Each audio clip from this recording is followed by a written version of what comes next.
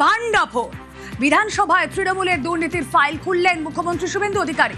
গত 15 বছরে তৃণমূলের প্রাতিষ্ঠানিক দুর্নীতি এবার প্রকাশ্যে, একের পর এক তীর শুভেন্দু অধিকারী। কথা বলবো, ভেঙ্কটেশ্বর লাহিড়ী সহকর্মী রয়েছেন সঙ্গে। ভেঙ্কটেশ্বর, ফাইল তো খুলল দুর্নীতির, আর এই দুর্নীতিতে বর্তমান সরকার জিরো টলারেন্স যেটা বুঝিয়ে দিয়েছেন বারবার মুখ্যমন্ত্রী। এরপর কিভাবে পদক্ষেপ করা হবে? দেখো, আজকে মুখ্যমন্ত্রী বিধানসভায় একেবারে রণংদেহী মেজাজে, এবং তিনি একের পর এক গত 15 বছরের তৃণমূলের বিভিন্ন অভিযোগকে সামনে রেখে একেবারে একের পর এক ফাইল খুললেন। আবাস যোজনা থেকে শুরু করে স্কলারশিপ, এবং সেখানে তুমি জানো যে গত 15 বছরে ভুরি ভুরি অভিযোগ, সেই অভিযোগগুলো তিনি একের পর এক তিনি সামনে আনলেন, এবং তিনি স্পষ্ট জানালেন যে যারা এই দুর্নীতির সঙ্গে যুক্ত তাদের ক্ষেত্রে কড়া ব্যবস্থা নেওয়া হবে, কোনো রকম ছাড় নয়। এবং মুখ্যমন্ত্রী শুভেন্দু অধিকারী প্রথম দিন থেকেই বলে এসেছিলেন যে দুর্নীতি ইস্যুতে জিরো টলারেন্স নীতি নিয়ে চলবে তার সরকার, এবং সেই বিষয়টা আজকে কিন্তু আরও একবার একেবারে বিধানসভার অন্দরে স্পষ্ট করে দিলেন মুখ্যমন্ত্রী শুভেন্দু অধিকারী। কাটমানি এবং সিন্ডিকেট রাজের পাশাপাশি আবাসে যেমন দুর্নীতি হয়েছে, পাশাপাশি লক্ষ্মীর ভাণ্ডার সেখানে যেমন দুর্নীতি হয়েছে, শিল্প আনার নামে বিদেশ যাত্রার ক্ষেত্রেও ব্যাপক দুর্নীতি হয়েছে। এবং শুধু তাই নয়, তুমি জানো যে প্রশাসনিক যে সমস্ত বৈঠক হতো, সেই প্রশাসনিক বৈঠকেও কিন্তু ব্যাপক দুর্নীতির অভিযোগ আজকে মুখ্যমন্ত্রী সামনে আনলেন।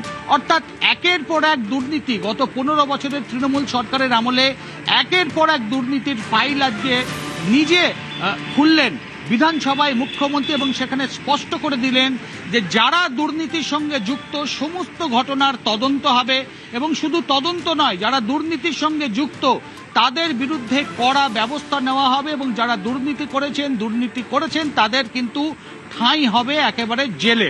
অর্থাৎ মুখ্যমন্ত্রী শুভেন্দু অধিকারী আজকে যে ভাষাতে, যে ভঙ্গিতে তিনি আজকে বিধানসভায় একেবারে রণংদেহীভাবে স্পষ্ট জানিয়ে দিলেন যে দুর্নীতি ইস্যুতে কোনো রকম তিনি আপোষ করবে না তার সরকার, এবং যারা যারা এই ঘটনার সঙ্গে যুক্ত তাদেরকে ইতিমধ্যেই চিহ্নিত করে তাদের বিরুদ্ধে ব্যবস্থা নেওয়া হবে। অর্থাৎ শুভেন্দু অধিকারী আজকে একটার পর একটা, শুধুমাত্র আবাস যোজনা নয়, সেখানে লক্ষ্মীর ভাণ্ডার থেকে শুরু করে, তুমি জানো যে শিল্প আনার ক্ষেত্রে, বিদেশ যাওয়ার ক্ষেত্রে সেখানে অনিয়ম হয়েছে, এরকম একাধিক অভিযোগ তিনি সামনে আনলেন। এবং সামনে আনার পাশাপাশি তিনি শুধু সামনেই আনলেন না, তিনি জানিয়ে দিলেন তার সরকার কিন্তু এই দুর্নীতি ইস্যুতে জিরো টলারেন্স নীতি নিয়েই এগোবেন, এবং যারা দুর্নীতির সঙ্গে যুক্ত, আমাদেরও নজর থাক। এই সরকার দেশের সংবিধান, প্রধানমন্ত্রী নরেন্দ্র মোদীজির দেখানো পথ তাতেই চলে, বিকাশও হবে, বিরাসতও হবে, আর সবকা সাথ সবকা বিকাশ भी होगा, সবকা হিসাব भी होगा। আপনার নেত্রী কি করেছে কাণ্ড কারখানা দেখবেন, খুব বড় বড় কথা বলেন না।